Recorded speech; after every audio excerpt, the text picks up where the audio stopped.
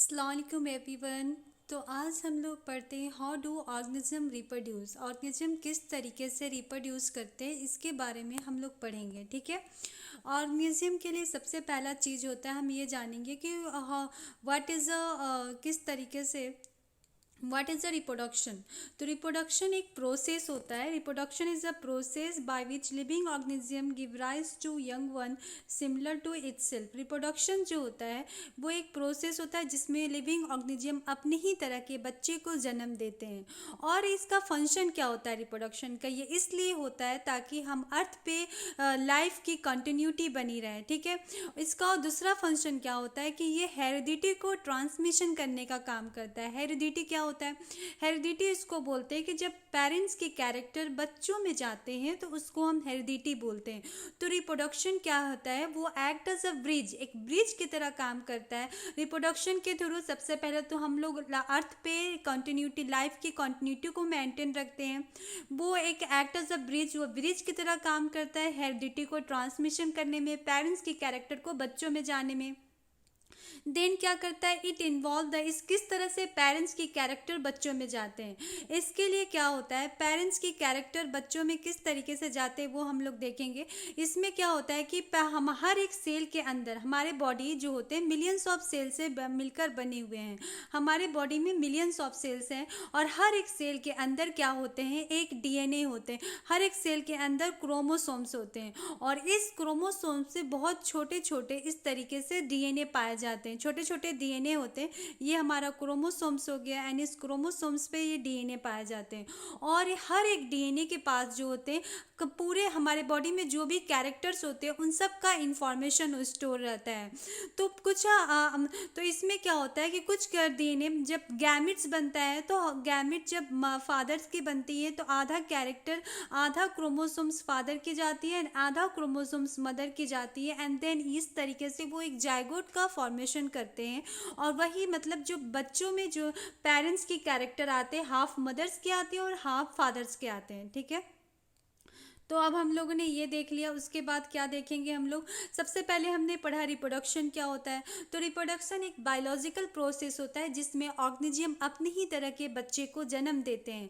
Reproduction का function क्या होता है, तो अर्थ पे कंटिन्यू टू लाइफ के कंटिन्यूटी को मेंटेन रखता है।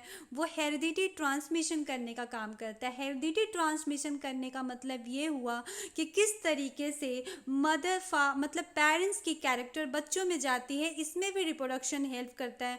किस तरीके से जाती है, तो हमारा जो सेल्स होते हैं मिलियन, हमारे बॉडी में जो मिलियंस ऑफ सेल होते हैं और हर एक सेल के अंदर क्रोमोसोम्स पाए जाते हैं और उस क्रोमोसोम्स पे डीएनए होते हैं और उस डीएनए के पास इंफॉर्मेशन होता है कैरेक्टर का और वही कैरेक्टर बच्चों में हाफ मदर्स के एंड हाफ फादर्स का इस तरीके से जाते हैं। तो हम लोग देख लेते हैं कैरेक्टर क्या होता है। Transmission of the character, transmission of character from parent two of spring is called heredity. जब हम लोग कैरेक्टर का ट्रांसमिशन करते हैं पेरेंट से ऑफ स्प्रिंग, उसी को हम हेरिडिटी बोलते हैं। वेरिएशन क्या होता है, एक्चुअली में हम अपने पेरेंट्स के बिल्कुल एग्जैक्ट कॉपी नहीं होते हैं, थोड़ा बहुत हम अपने पेरेंट्स से डिफर होते हैं, डिफरेंस आता है, उसी को हम लोग वेरिएशन, बदलाव बोलते हैं, ठीक है। तो हम बिल्कुल देखिए दो, इसके बाद हम लोग पढ़ेंगे, इसके बाद हम लोग पढ़ेंगे कि रिप्रोडक्शन भी दो तरह के होते हैं। एक कैसा होता है, एक रिप्रोडक्शन भी दो तरह के होते हैं। सबसे पहले एक होता है हमारा, देख लेते हैं, एक मिनट, जस्ट वेट। रिप्रोडक्शन भी दो तरह के होते हैं, एक होता है ए सेक्शुअल रिप्रोडक्शन एंड दूसरा होता है सेक्शुअल रिप्रोडक्शन। ए सेक्शुअल रिप्रोडक्शन का मतलब ये होता है कि इसमें सिंगल पेरेंट इन्वॉल्व होते हैं, इसमें सिंगल पेरेंट इन्वॉल्व होते हैं एंड देन, एक मिनट, जस्ट वेट।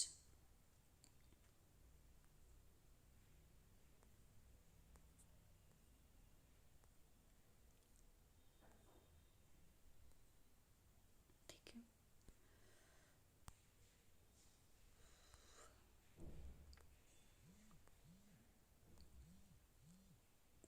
तो ये देख लेते हैं, 2 टाइप के रिप्रोडक्शन होता है। सो रिप्रोडक्शन में एक होते हैं एसेक्सुअल रिप्रोडक्शन, दूसरा होते हैं सेक्सुअल रिप्रोडक्शन।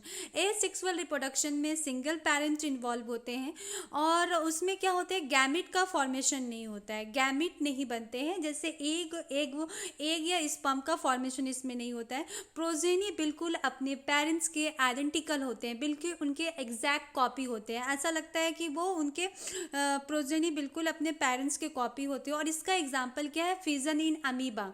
अमीबा क्या होता है, एक यूनिसेलुलर ऑर्गेनिज्म होता है। तो जिस तरीका से अमीबा में जो रिप्रोडक्शन करने का तरीका होता है, अमीबा में जो रिप्रोडक्शन करने का तरीका होता है वो एसेक्सुअल मेथड अपनाता है अमीबा फिजन करने के लिए। सेक्सुअल रिप्रोडक्शन में क्या होते हैं, 2 पेरेंट्स इन्वॉल्व होते हैं, इसमें गैमिट का फॉर्मेशन होते हैं। प्रोजेनी जो होते हैं जेनेटिकली अपने पेरेंट्स से सिमिलर होते हैं। अच्छा, ये जेनेटिकली क्या बोलना चाह रहे हैं, जेनेटिकली देख लेते हैं। जेनेटिकली क्या बोलना चाह रहे हैं, जेनेटिकली का मतलब ये होता है, जेनेटिकली का मतलब ये होता है कि उनका पेरेंट्स का जीन और बच्चों का जीन सिमिलर होते हैं, ठीक है। तो इतना अंतर होता है इसमें। और इसमें क्या होता है, सिंगल पेरेंट इन्वॉल्व होते हैं, सिंगल पेरेंट, एक ही पेरेंट। लेकिन सेक्सुअल रिप्रोडक्शन में बहुत पेरेंट इन्वॉल्व होते हैं। ये इन दोनों में डिफरेंस भी है और इस तरीका से एक डेफिनेशन भी है। वैसे मैं डेफिनेशन आगे एक्सप्लेन करूंगी, but asexual reproduction and sexual reproduction में क्या क्या डिफरेंस है उसको भी हम लोग देख सकते हैं कि इसमें सिंगल पेरेंट इन्वॉल्व होते हैं, इसमें बहुत पेरेंट इन्वॉल्व होते हैं, मतलब मेल्स एंड फीमेल इसमें दोनों रिक्वायरमेंट होती है। इसमें सिर्फ एक सिंगल पेरेंट, यहाँ पे गैमिट का फॉर्मेशन नहीं होता है, यहाँ पे गैमिट फॉर्म होते हैं, ठीक है। इसमें प्रोजेनी बिल्कुल अपने पेरेंट्स के एग्जैक्ट कॉपी होते हैं एसेक्सुअल रिप्रोडक्शन में, लेकिन यहाँ पे प्रोजेनी अपने पेरेंट्स से मिलते जुलते होते हैं, एग्जैक्ट कॉपी नहीं होते, उनमें वेरिएशन देखने को मिलता है, चेंज देखने को मिलते हैं, बिल्कुल एग्जैक्ट कॉपी नहीं होते सेक्सुअल रिप्रोडक्शन में। एग्जाम्पल इसका क्या है, फिजन इन अमीबा। अमीबा में जिस तरीके से फिजन का मतलब ब्रेक, अमीबा जिस तरीके से रिप्रोडक्शन करता है वो एसेक्सुअल रिप्रोडक्शन अपनाता है, ठीक है। उसके बाद सेक्सुअल रिप्रोडक्शन में ह्यूमन बींग्स आ गए, ह्यूमन बींग सेक्सुअल रिप्रोडक्शन करते हैं, ठीक है। ह्यूमन बींग सेक्सुअल रिप्रोडक्शन करते हैं, तो उसको हम लोग सेक्सुअल रिप्रोडक्शन में तो ह्यूमन बींग्स आ गए, जस्ट अ सेकेंड, ठीक है। तो उसके बाद अभी हम लोग और देख लेते हैं इसमें और क्या था हमारा। उसके बाद अब हम लोग देखेंगे कि एसेक्सुअल रिप्रोडक्शन क्या होता है।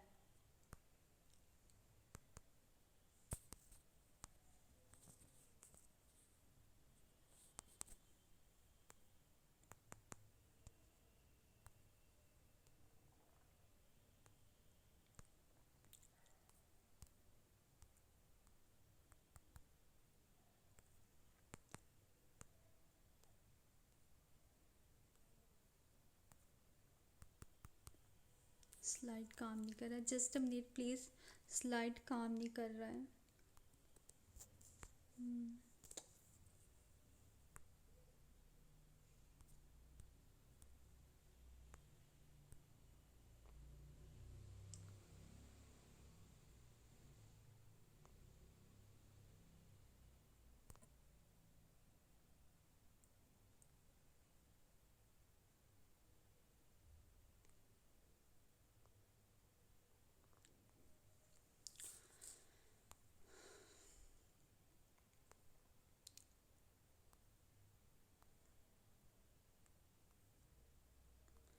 ठीक है, तो अभी हम लोग पढ़ते हैं सेक्सुअल रिप्रोडक्शन क्या होता है। What is a sexual reproduction. A sexual reproduction जो होता है एक तरह का रिप्रोडक्शन ही होता है which does not involve the fusion of the gamete, जिसमें गैमेट ना तो प्रोडक्शन होते हैं ना ही उनका गैमेट का फ्यूजन होता है, एंड प्रोजेनी बिल्कुल अपने पेरेंट्स के कॉपी होते हैं। तो ए सेक्सुअल रिप्रोडक्शन किसको बोलते हैं, ए सेक्सुअल रिप्रोडक्शन इसको बोलते हैं जिसमें ना तो पेरेंट्स का, जिसमें सिंगल पेरेंट होते हैं, गैमेट की फॉर्मेशन नहीं होती है, उसके बाद गैमेट का ना तो फॉर्मेशन होता है ना उनका फ्यूजन होता है, एंड प्रोजेनी बच्चे जो होते हैं एक सेक्सुअल रिप्रोडक्शन के थ्रू जो बच्चे पैदा होते हैं वो बिल्कुल अपने पेरेंट्स के एग्जैक्ट कॉपी होते हैं, ठीक है। उसके बाद हम sexual mode of reproduction by sexual reproduction में अगर हम देखना चाहेंगे तो सेक्सुअल रिप्रोडक्शन को तो हमें पता ही है कि सेक्सुअल रिप्रोडक्शन में अगर हम देखना चाहेंगे तो उसमें हमारा क्या है,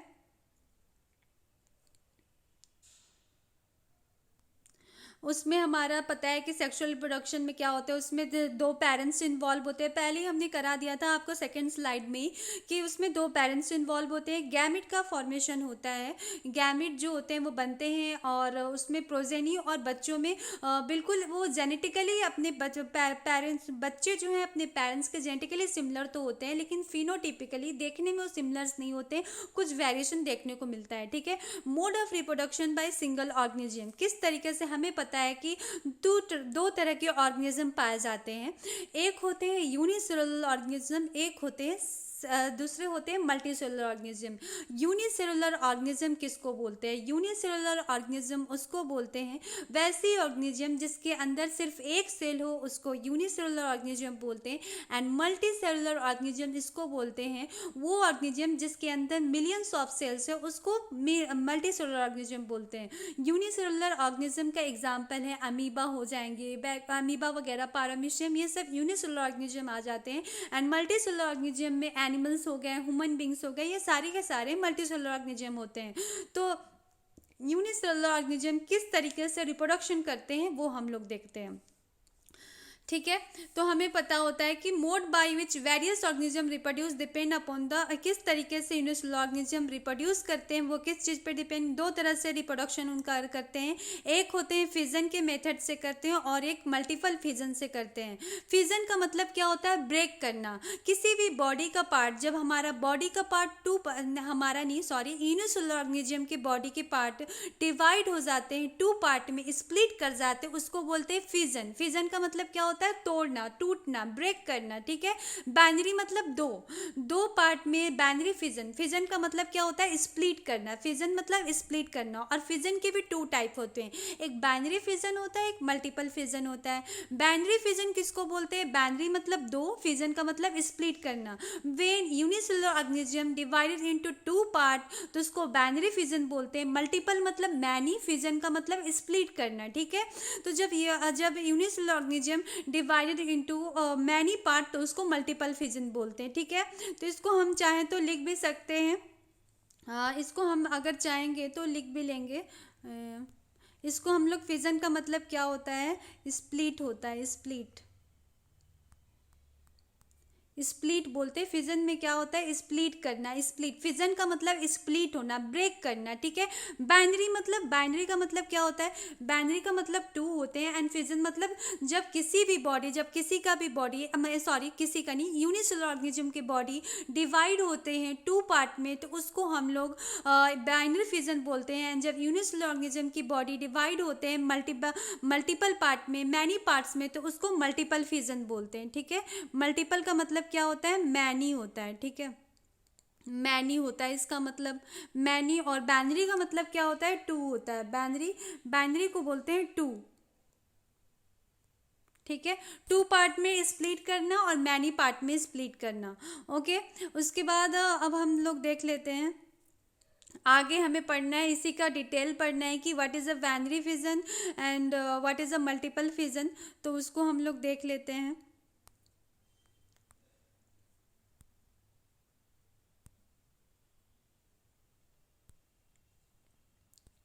जस्ट वेट,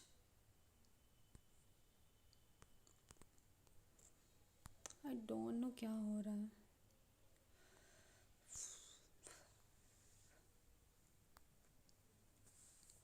अब हम लोग पढ़ते हैं फिजन क्या होता है।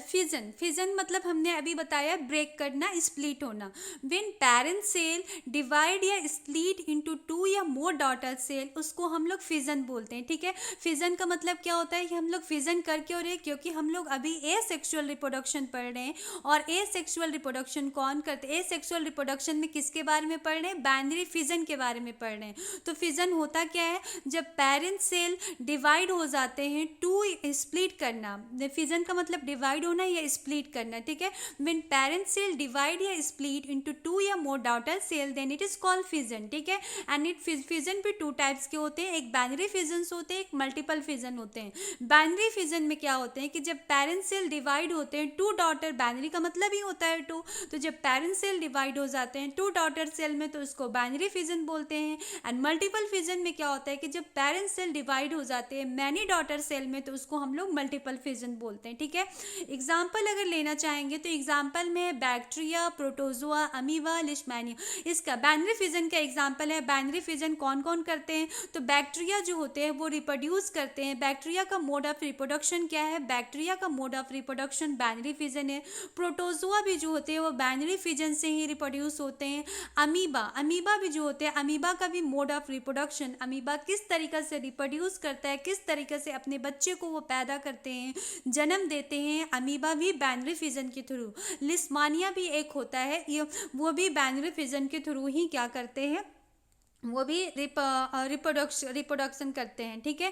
Plasmodium, malarial parasite. प्लाज्मोडियम जो होता है एक मलेरियल पैरासाइट होते हैं जिसके कारण हमें मलेरिया होते हैं। वो क्या करते हैं, मल्टीपल फिजन के थ्रू वो रिप्रोडक्शन करते हैं, ठीक है। नेक्स्ट देखते हैं हम लोग किस तरीके से अमीबा रिप्रोड्यूस करते हैं, किस तरीके से अमीबा, एक minute just a minute please. How does reproduction take place in amoeba, amoeba किस तरीके से रिप्रोडक्शन करते हैं ये देखते हैं। ये लुक एट, हम लोग यहाँ पे स्क्रीन पे आप देख सकते हो, ये एक अमीबा है, ठीक है। अमीबा एक यूनिसेलुलर ऑर्गेनिज्म है, ठीक है। अमीबा क्या है, एक यूनिसेलुलर ऑर्गेनिज्म है। यूनिसेलुलर ऑर्गेनिज्म किसको बोलते हैं, वैसे ऑर्गेनिज्म जिसके अंदर एक सेल हो और वही एक ही सेल सारे एक्टिविटीज, इसेंशियल एक्टिविटीज को परफॉर्म करते हैं, उसी को हम लोग क्या बोलते हैं, यूनिसेलुलर ऑर्गेनिज्म बोलते हैं।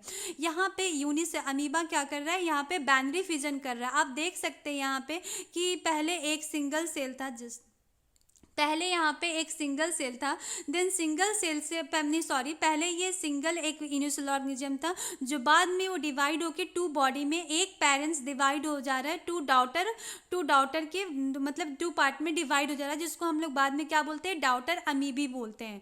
तो ये किस तरीके से रिप्रोडक्शन करता है, इसमें क्या होता है कि अमीबा के अंदर ये जो गोल दिखाई दे रहा है, उसके बॉडी के अंदर जो बीच में दिखाई दे रहा है, वो क्या होता है, वो अमीबा के अंदर वो न्यूक्लियस है। न्यूक्लियस धीरे धीरे इनलार्जमेंट होने लगता है, न्यूक्लियस का इनलार्जमेंट होने लगता है, एंड फिर न्यूक्लियस जो होते हैं वो टू पार्ट में डिवाइड होते हैं। फिर साइटोप्लाज्म का डिवाइड होता है टू पार्ट में, और इस तरीके से वो रिप्रोड्यूस कर जाते हैं, ठीक है, रिप्रोड्यूस कर जाते हैं। तो ये देखो, ये जो बीच में दिखाई दे रहा है ना, यहाँ पे ये बीच में है, एक मिनट कलर चेंज करते दिखाई देगा, ये जो बीच में यहाँ पे दिखाई दे रहा है,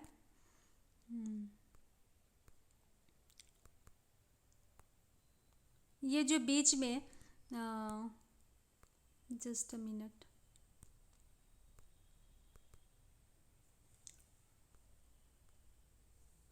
ठीक है। यहाँ पे ये अमीबा के ये जो बीच में यहाँ पे दिखाई दे रहा है, जिसको मैं राउंड राउंड कर रहे हैं, ये यहाँ पे ये जो बीच में है ना, जैसे कि ये अमीबा हो गया, अमीबा के ये बीच में ये जो एक न्यूक्लियस होता है, ठीक है। ये न्यूक्लियस धीरे धीरे क्या करने लगते हैं, इनलार्जमेंट होने लगता है। जैसे ये अमीबा है, ठीक है, यहाँ पे ये न्यूक्लियस का एक मिनट, न्यूक्लियस का क्या होता है, इनलार्जमेंट होने लगता है। यहाँ पे देख सकते हैं कि ये न्यूक्लियस क्या कर रहा है, धीरे धीरे अब ये न्यूक्लियस बढ़ रहा है, न्यूक्लियस बढ़ रहा है, यहाँ पे देख रहे हैं ये न्यूक्लियस बढ़ गया, ठीक है, न्यूक्लियस का इनलार्जमेंट हो रहा है। फिर धीरे धीरे न्यूक्लियस बढ़ के इनलार्ज होके वो टू पार्ट में डिवाइड हो जा रहा है। अभी क्या हो रहा है, यहाँ पे देख सकते हैं हम लोग, न्यूक्लियस डिवाइड हुआ है, फिर उसके बाद साइटोप्लाज्म का डिवाइड होता है, और इस तरीके से एक सिंगल अमीबा, यहाँ पे एक सिंगल अमीबा था, ये सिंगल अमीबा जो होते हैं टू डॉटर अमीबी में डिवाइड हो जाते हैं, ये तरीका होता है। अच्छा, साइटोप्लाज्म और न्यूक्लियस क्या होता है, तो ये हम लोग बेसिक चैप्टर पढ़ते भी हैं कि ये हमारा सेल होता है, और सेल के अंदर बीच में न्यूक्लियस होता है, न्यूक्लियस के अंदर क्रोमोसोम्स, डीएनए और भी बहुत सारी चीज़ें पाए जाते हैं, और यहाँ पे जो होते हैं, यहाँ पे ये सब क्या होते हैं,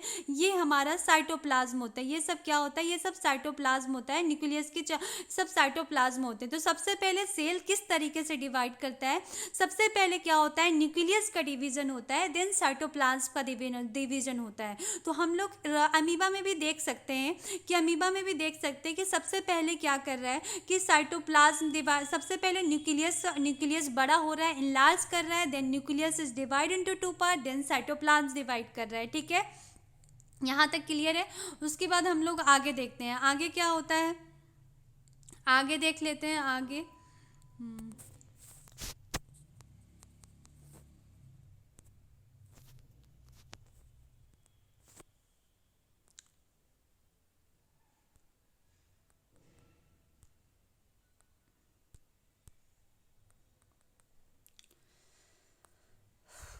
स्लाइड आ नहीं रहा है, 1 मिनट।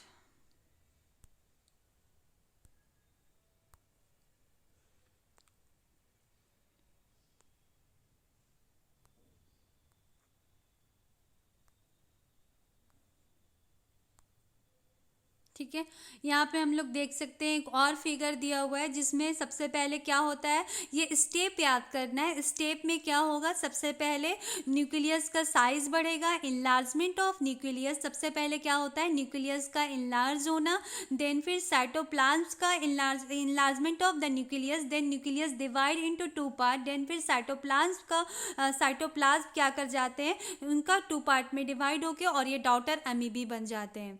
सबसे पहले हम लोग का अमीबा किस तरीके से डिवाइड होता है, एक सिंगल अमीबा में। सिंगल अमीबा जो होते हैं, ये अमीबा एक यूनिसेलुलर ऑर्गेनिज्म का एग्जाम्पल होते हैं। अमीबा किसका एग्जाम्पल है, एक यूनिसेलुलर ऑर्गेनिज्म का एग्जाम्पल होते हैं। और उसके अंदर क्या पाए जाते हैं, एक न्यूक्लियस पाए जाते हैं, और वो न्यूक्लियस क्या करते हैं, इनलार्जमेंट होता है। सबसे पहले न्यूक्लियस का इनलार्जमेंट होता है एंड देन फिर न्यूक्लियस इनलार्ज होके बड़ा होके वो ब्रेक कर जाते हैं 2 पार्ट में, देन फिर साइटोप्लाज्म क्या कर जाते हैं, और उसके बाद साइटोप्लाज्म का भी साइटोप्लाज्म में डिवाइड हो जाते हैं 2 पार्ट में, और इस तरीके से दो डॉटर अमीबी का फॉर्मेशन होता है। ठीक है, लिस्मानिया का भी देख लेते हैं कि बाइनरी फिजन लिस्मानिया में कैसा होता है। लिस्मानिया सबसे पहले जान लीजिए, what is a Leishmania. Leishmania एक यूनिसेलुलर ऑर्गेनिज्म होते हैं, जैसे अमीबा भी एक यूनिसेलुलर ऑर्गेनिज्म है, पैरामीशियम भी एक यूनिसेलुलर ऑर्गेनिज्म है, और अभी हम लोग सब कुछ किसके लिए पढ़ रहे हैं, यूनिसेलुलर ऑर्गेनिज्म के लिए पढ़ रहे हैं। तो यूनिसेलुलर ऑर्गेनिज्म में ही बाइनरी फिजन चलता है, मतलब फिजन चलता है। और फिजन भी 2 टाइप्स के होते हैं, एक बाइनरी फिजन होते हैं और एक मल्टीपल फिजन होते हैं। तो बाइनरी फिजन अमीबा किस तरीके से करता है, अब हम लोग पढ़ रहे हैं कि लिस्मानिया किस तरीके से बाइनरी फिजन करता है। लिस्मानिया में भी सबसे पहले बाइनरी फिजन होते हैं। लिस्मानिया क्या होता है, what is a Leishmania. Leishmania is a unicellular organism which have a whip like structure. Leishmania एक यूनिसेलुलर ऑर्गेनिज्म होते हैं जिनका जो होता है स्ट्रक्चर विप लाइक स्ट्रक्चर, देख सकते हैं आप इसका स्ट्रक्चर कैसा होता है, विप लाइक स्ट्रक्चर होता है at one end of the cell. It causes kala-azar, और इसके कारण जो होते हैं कालाजार का फॉर्मेशन होता है। कालाजार जो होते हैं एक डिजीज होते हैं, और इसके कारण कालाजार का फॉर्मेशन होता है। ठीक है, ये चीज़ हो गया। तो हम लोग ने पढ़ा अभी तक क्या क्या पढ़ा, अभी तक हम लोग ने पढ़ा है कि अमीबा क्या होते हैं, उसके बाद नहीं सॉरी मोड ऑफ रिप्रोडक्शन पढ़ा। एसेक्सुअल रिप्रोडक्शन में मोड ऑफ रिप्रोडक्शन क्या होता है, फिजन होता है, एक बाइनरी फिजन होता है, एक मल्टीपल फिजन होता है। बाइनरी फिजन में हमने अमीबा का एग्जाम्पल लिया और दूसरा लिस्मानिया का एग्जाम्पल लिया। ठीक है, तो अभी हम लोग देख लेते हैं लिस्मानिया का एग्जाम्पल लिए। तो लिस्मानिया क्या होता है कि लिस्मानिया एक यूनिसेलुलर ऑर्गेनिज्म होते हैं। लिस्मानिया जो होते हैं वे एक यूनिसेलुलर ऑर्गेनिज्म होते हैं जिनका स्ट्रक्चर कैसा होता है, विप लाइक स्ट्रक्चर होता है। आप देख सकते हैं एक चाबुक की तरह, एक हंटर की तरह इसका स्ट्रक्चर होता है, और इसके कारण कालाजार का फॉर्मेशन होता है। ठीक है, मल्टीपल फिजन किस में देखने को मिलता है, हम बोल चुके हैं पहले ही। मल्टीपल फिजन के एग्जाम्पल है प्लाज्मोडियम। प्लाज्मोडियम जो होता है इसके कारण मलेरियल पैरासाइट, प्लाज्मोडियम जो होते हैं विच इज मलेरिया का पैरासाइट होते हैं। प्लाज्मोडियम क्या होते हैं, मलेरिया का पैरासाइट होते हैं। और प्लाज्मोडियम के अंदर क्या होते हैं, मल्टीपल फिजन होते हैं। मतलब प्लाज्मोडियम के अंदर कैसे फिजन होते हैं, मल्टीपल फिजन। मल्टीपल फिजन का मतलब क्या हुआ कि प्लाज्मोडियम के अंदर जो होते हैं बहुत सारे जो होते हैं मल्टीपल मैनी फ्यूजन होते हैं, मतलब इसके बॉडी जो होते हैं डिवाइड हो जाते हैं इनटू बहुत छोटे छोटे बॉडी में डिवाइड हो जाते हैं, इसी को हम लोग मल्टीपल फिजन बोलते हैं। ठीक है, बडिंग क्या होता है, अच्छा पहला तो हमने फिजन का पढ़ लिया, फिजन क्या होता है, उसके बाद बडिंग किस तरह, मतलब हम लोग अभी क्या क्या पढ़े। सबसे पहले अभी हम लोग देख लेते हैं कि क्या क्या हमने पढ़ा है अभी तक से। तो हमने क्या क्या पढ़ा है, हमने अभी तक से ये पढ़ा रिप्रोडक्शन क्या होते हैं, रिप्रोडक्शन का फंक्शन क्या होते हैं, कितने टाइप के रिप्रोडक्शन होते हैं, ऐसे। तो हमने क्या पढ़ा, रिप्रोडक्शन क्या होते हैं। तो रिप्रोडक्शन क्या होते हैं कि रिप्रोडक्शन एक बायोलॉजिकल प्रोसेस होता है जिसमें ऑर्गेनिज्म अपने ही तरह के बच्चों को जन्म देते हैं। ठीक है, हमने ही सबसे पहले ये पढ़ा what is the function of reproduction, reproduction क्यों करते हैं, इसका रिप्रोडक्शन के कारण ही हमारे अर्थ पे लाइफ मेंटेन है, इसकी कॉन्टिन्यूटी कॉन्टिन्यूटी बनी हुई है, ठीक है। दूसरा फंक्शन क्या होता है कि ये हेरिडिटी ट्रांसमिशन, कैरेक्टर का ट्रांसमिशन करने का काम करता है फ्रॉम पेरेंट टू ऑफस्प्रिंग। ये दूसरा फंक्शन हुआ। किस तरीके से ट्रांसमिशन करने का काम करता है वो हमने आपको मैं आपको बता चुकी हूँ, ठीक है। उसके बाद हम लोग पढ़ते हैं कि दो तरह के रिप्रोडक्शन होते हैं, एक एसेक्सुअल रिप्रोडक्शन होते हैं और एक सेक्सुअल रिप्रोडक्शन होते हैं। एसेक्सुअल रिप्रोडक्शन किसको बोलते हैं और सेक्सुअल रिप्रोडक्शन किसको बोलते हैं। एसेक्सुअल रिप्रोडक्शन उसको बोलते हैं जिसमें सिंगल पेरेंट इन्वॉल्व होते हैं, ठीक है, जिसमें सिंगल पेरेंट का इन्वॉल्वमेंट होता है, ठीक है। उसके बाद ओनली वन मतलब कोई गैमिट का फॉर्मेशन नहीं होता है, गैमिट का फ्यूजन नहीं होता है। जब गैमिट का फॉर्मेशन ही नहीं होगा तो फ्यूजन को तो सवाल ही नहीं उठता है। उसके बाद और क्या था, उसके बाद हमारा ये था दूसरा पॉइंट कि इनके जो बच्चे होते हैं एसेक्सुअल रिप्रोडक्शन के थ्रू जो बच्चे जन्म लेते हैं, जो बच्चे पैदा होते हैं वो बिल्कुल अपने पेरेंट्स के एग्जैक्ट कॉपी होते हैं, ठीक है। सेक्सुअल रिप्रोडक्शन में हमने जस्ट इसका अपोजिट पढ़ा कि इसमें दो पेरेंट इन्वॉल्व होते हैं, इसमें गैमिट का फॉर्मेशन होता है, इसमें फ्यूजन ऑफ गैमिट्स होते हैं, ठीक है। और इसका एग्जाम्पल प्लांट्स हैं, एनिमल्स हैं और भी बहुत सारे जो और इसमें यूनिसेलुलर ऑर्गेनिज्म जैसे कि एसेक्सुअल रिप्रोडक्शन के एग्जाम्पल क्या है, बाइनरी फिजन इन अमीबा, ठीक है। यहाँ तक हमारा सब कुछ क्लियर है। उसके बाद हमने पढ़ा हमें पता है कि दो तरह के ऑर्गेनिज्म अर्थ पे पाए जाते हैं, एक यूनिसेलुलर ऑर्गेनिज्म पाए जाते हैं, एक मल्टी सेलुलर ऑर्गेनिज्म पाए जाते हैं। यूनिसेलुलर ऑर्गेनिज्म इसको बोलते हैं, यूनि मीन्स मैनी, सेल वैसे ऑर्गेनिज्म जिसके अंदर एक सेल होते हैं उसको यूनिसेलुलर ऑर्गेनिज्म बोलते हैं। मल्टी सेलुलर ऑर्गेनिज्म किसको बोलते हैं, वैसे ऑर्गेनिज्म जिसके बॉडी के अंदर बहुत सारे सेल पाए जाते हैं उसको मल्टी सेलुलर ऑर्गेनिज्म बोलते हैं। यूनिसेलुलर ऑर्गेनिज्म किस तरीके से उनका मोड ऑफ रिप्रोडक्शन क्या है यूनिसेलुलर ऑर्गेनिज्म का, तो यूनिसेलुलर ऑर्गेनिज्म सबसे पहले यूनिसेलुलर ऑर्गेनिज्म का क्या क्या एग्जांपल है वो देख लेते हैं। Amoeba, paramecium, Plasmodium, amoeba, paramecium, Plasmodium, Leishmania, ये सारे के सारे यूनिसेलुलर ऑर्गेनिज्म होते हैं बिकॉज इनके बॉडी के अंदर एक ही सेल होते हैं और एक सेल सारे इसेंशियल जितने भी बॉडी के अंदर इसेंशियल फंक्शन होते हैं वही एक सेल सब कुछ करता है। Digestion, respiration, circulation, excretion, all essential function are सिर्फ एक वो सेल करते हैं, सारे एक्टिविटीज़ को सिर्फ एक सेल करते हैं, ठीक है। अभी हम लोग पढ़ रहे हैं कि रिप्रोडक्शन एसेक्सुअल रिप्रोडक्शन पढ़ रहे हैं, तो एक हमने पढ़ा एसेक्सुअल रिप्रोडक्शन का एक टाइप था फिजन। फिजन भी दो तरह के फिजन होते हैं, फिजन में भी हमने एक पढ़ा बाइनरी फिजन, एक multiple fission. What is a fission, तो फिजन हम लोग पढ़ चुके हैं कि जब एक सिंगल पेरेंट, फिजन का मतलब ही होता है स्प्लिट करना, टूटना, ठीक है। जब एक सिंगल पेरेंट डिवाइड होते हैं टू या मोर देन टू पार्ट तो उसको हम लोग बोलते हैं फिजन। बाइनरी मतलब टू, फिजन का मतलब स्प्लिट करना। जब सिंगल पेरेंट डिवाइड हो जाएंगे टू पार्ट में तो उसको बाइनरी फिजन बोलते हैं, और जब सिंगल पेरेंट डिवाइड हो जाएंगे मैनी पार्ट में तो उसको मल्टीपल फिजन बोलते हैं। बाइनरी फिजन का एग्जांपल क्या है, binary fission in amoeba. And multiple fission का एग्जांपल क्या है, मल्टीपल फिजन हम लोग को देखने को मिलता है प्लाज्मोडियम जो एक मैलेरियल पैरासाइट है, ठीक है। अब दूसरा एसेक्सुअल, पहला तो हमने एसेक्सुअल रिप्रोडक्शन क्या हुआ, सबसे पहला तरीका एसेक्सुअल रिप्रोडक्शन में पहला हमने फिजन के बारे में पढ़ा। अब बडिंग के बारे में पढ़ते हैं। बडिंग भी एक तरह के एसेक्सुअल रिप्रोडक्शन ही होते हैं जिसमें small part of the parent organism grow out as a bud, ठीक है, जिसमें एक पेरेंट ऑर्गेनिज्म के एक स्मॉल पार्ट पे एक बड का फॉर्मेशन होता है and then detach from parent and become a new organism, ठीक है। बडिंग का मतलब समझ आए क्या बोलना चाह रही है, ये बोलना चाह रहा है कि parents, suppose this is the hydra, ठीक है, ये हाइड्रा होते हैं, हाइड्रे के ऊपर एक बड का फॉर्मेशन होता है, इस तरीके से ये फॉर्मेशन होते हैं। एंड आफ्टर सम टाइम्स ये कुछ दिन के बाद क्या कर जाते हैं, ये पेरेंट्स से डिटैच हो जाते हैं, ये जो बड है ये डिटैच हो जाते हैं एंड फिर से एक नया हाइड्रा का और या नया ऑर्गेनिज्म का वो फॉर्मेशन कर देते हैं, उसे को हम लोग बडिंग भी बोलते हैं। तो बडिंग भी एसेक्सुअल रिप्रोडक्शन करने का ही एक तरीका होता है जिसमें एक पेरेंट, जो पेरेंट होते हैं, पेरेंट के ऊपर एक बड का फॉर्मेशन होता है, इस तरह का बड बनता है एंड आफ्टर सम टाइम वो बड डिटैच हो जाता है पेरेंट बॉडी से और एक नया ऑर्गेनिज्म की तरह अपना जिंदगी को मतलब डिटैच हो जाता है और एक नया ऑर्गेनिज्म आफ्टर डिटैचमेंट वो नया ऑर्गेनिज्म का फॉर्मेशन कर लेता है। और इस तरीके से इसका एग्जाम्पल है ईस्ट और हाइड्रा।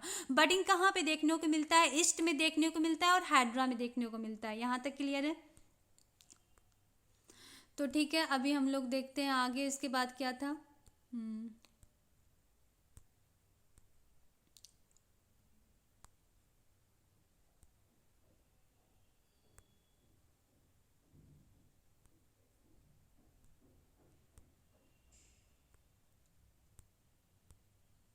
ठीक है, आगे हम लोग देखते हैं इसमें क्या होता है।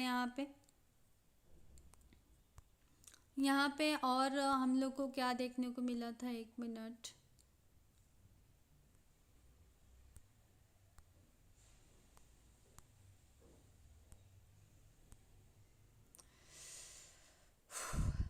तो अब हम लोग क्या देखते हैं यहाँ पे, अब हम लोग स्पोर का फॉर्मेशन कैसे होता है वो देख लेते हैं। अभी हमने बडिंग के बारे में पढ़ा, अब स्पोर का फॉर्मेशन। स्पोर में क्या होते हैं, spore are small bulb like structure develop at the top of the erect of hyphae of the fungus plant. ठीक है, स्पोर जो होते हैं एक बल्ब लाइक स्ट्रक्चर होते हैं, जो कहाँ पे फॉर्मेशन होते हैं, प्लांट के फंगी, जो फंगी प्लांट होते हैं उनके टॉप पे एक बल्ब लाइक स्ट्रक्चर देखने को मिलता है, उसी को हम लोग क्या बोलते हैं, स्पोर बोलते हैं।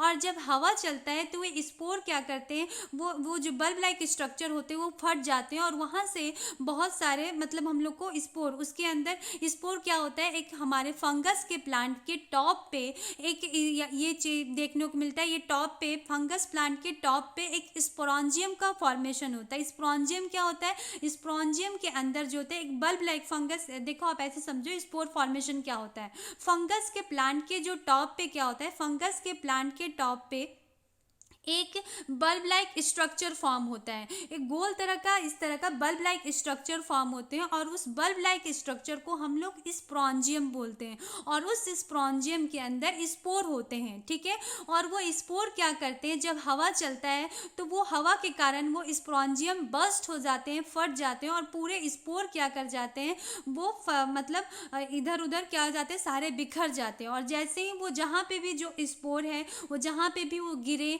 तो वहाँ पे वो क्या कर जाते हैं, जब फेवरेबल कंडीशन आता है तो वो जर्मिनेट करके और अपने ही तरह का फिर प्लांट वगैरह प्रोडक्शन कर लेते हैं। ठीक है, तो स्पोर समझ आया क्या होता है, स्पोर फॉर्मेशन उसको बोलते हैं। स्पोर क्या होता है, स्पोर का फॉर्मेशन कहाँ पे होता है, स्पोरेंजियम में, स्पोरेंजियम में स्पोर का फॉर्मेशन होता है। ठीक है, स्पोर कहाँ पे बनते हैं, स्पोरेंजियम के अंदर स्पोर बनते हैं। और स्पोरेंजियम कहाँ पे बनता है, फंगस प्लांट के टॉप पार्ट पे स्पोरेंजियम का फॉर्मेशन होता है। ये किस तरीके से हो रहा है, समझ आ रहा है आपको। सबसे पहले क्या होता है, फंगस प्लांट होते हैं, फंगस प्लांट के टॉप पे स्पोरेंजियम होते हैं और उस स्पोरेंजियम के अंदर स्पोर होते हैं। जब बहुत तेज हवा चलता है तो वो स्पोरेंजियम क्या कर जाते हैं, बस्ट कर जाते हैं, उसके अंदर से स्पोर रिलीज होते हैं, निकलते हैं एंड वो चारों तरफ बिखर जाते हैं। जहाँ पे जिस भी वो फूड पे मतलब सॉइल पे या कहीं पे भी गिरता है तो फिर आप जब फेवरेबल कंडीशन आता है तो वो जर्मिनेट करके और न्यू इंडिविजुअल का फॉर्मेशन करता है। ठीक है,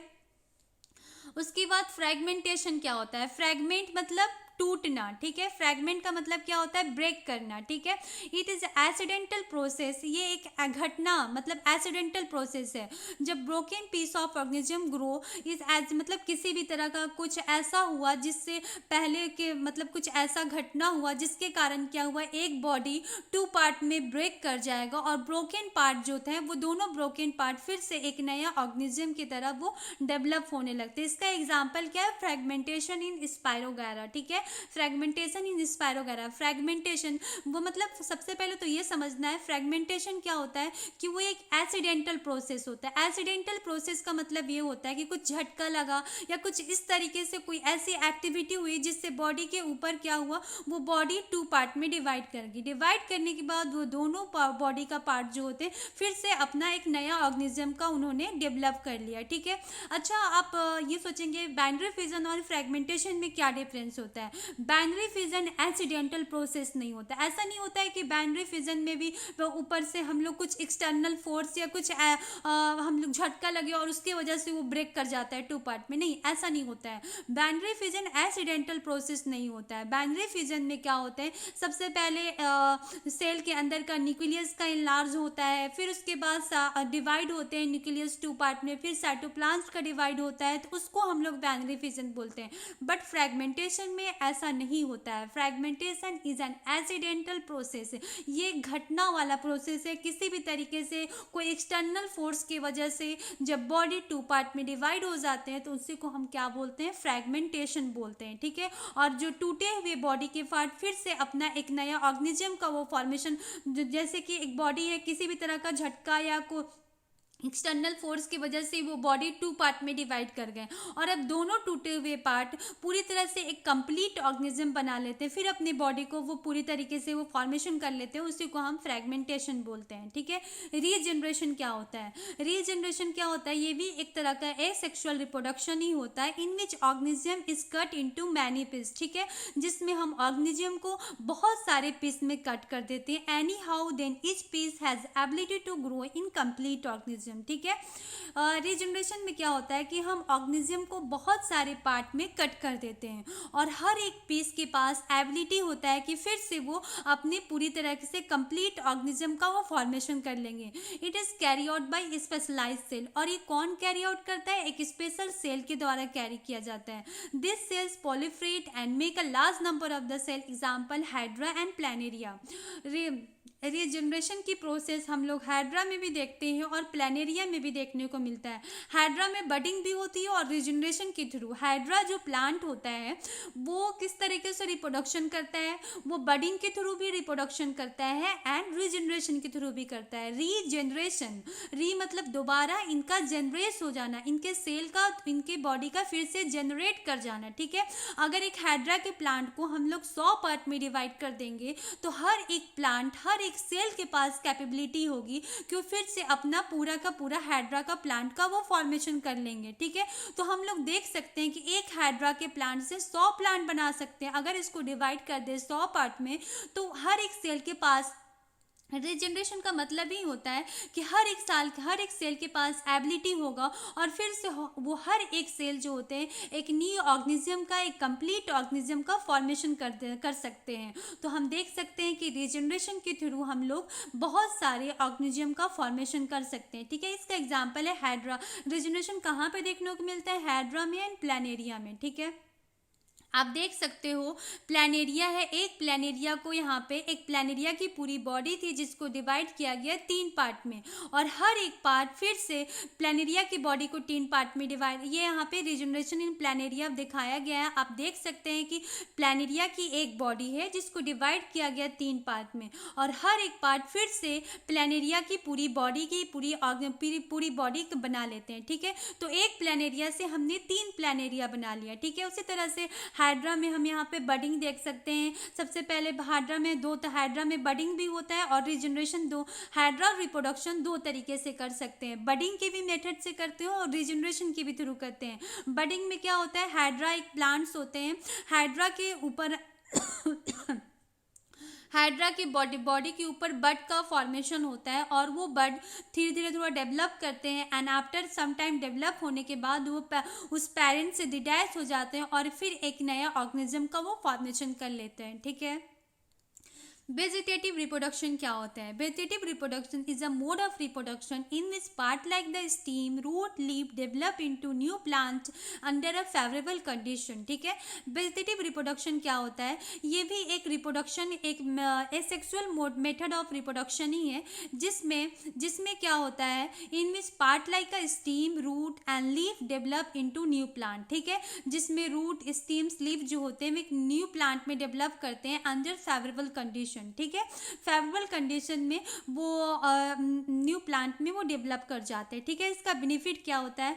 plant can bear a flower, fruit earlier than those produce from the seed. ठीक है, genetically similar is maintain in a plant, क्योंकि वेजिटेटिव रिप्रोडक्शन एक एसेक्सुअल रिप्रोडक्शन होते हैं, और जितने भी एसेक्सुअल रिप्रोडक्शन होते हैं वो जेनेटिकली बिल्कुल अपने पेरेंट के कॉपी होते हैं, जेनेटिकली बिल्कुल पेरेंट के जैसे होते हैं। उसमें मतलब ये आप ध्यान रखना कि एसेक्सुअल रिप्रोडक्शन में क्या होते हैं? एसेक्सुअल रिप्रोडक्शन में ये होते हैं कि वो एक सेक्सुअल रिप्रोडक्शन से जो बच्चे, जो प्रोजेनी डेवलप होते हैं वो बिल्कुल अपने पेरेंट्स के एग्जैक्ट कॉपी होते हैं, जेनेटिकली सिमिलर होते हैं, इनमें कोई वेरिएशन देखने को ही नहीं मिलता है। वेरिएशन कहाँ पे देखने को मिलता है? वेरिएशन हम लोग को सेक्सुअल रिप्रोडक्शन में देखने को मिलता है। सेक्सुअल रिप्रोडक्शन के जिसके थ्रू जो बच्चे, जो प्रोजेनी पैदा होते हैं वो अपने पेरेंट्स की तरह देखते हैं, बिल्कुल पेरेंट्स के कॉपी नहीं होते, पेरेंट्स की तरह देखते हैं। मतलब ऐसा लगता है जैसे कुछ पेरेंट्स की कैरेक्टर, उनमें कुछ मदर्स की, कुछ फादर्स की कैरेक्टर आती है, इस तरह से उनकी तरह देखते हैं, बिल्कुल उनका एग्जैक्ट कॉपी नहीं होते हैं। तो जितने भी एसेक्सुअल रिप्रोडक्शन होते हैं वो बिल्कुल एग्जैक्ट कॉपी होती हैं अपने पेरेंट्स की। ठीक है, तो हम लोग अभी तक ये सब पढ़ लिए हैं, अब आगे देखेंगे। ओके, तो यहीं से आज आज हमने पूरा एसेक्सुअल रिप्रोडक्शन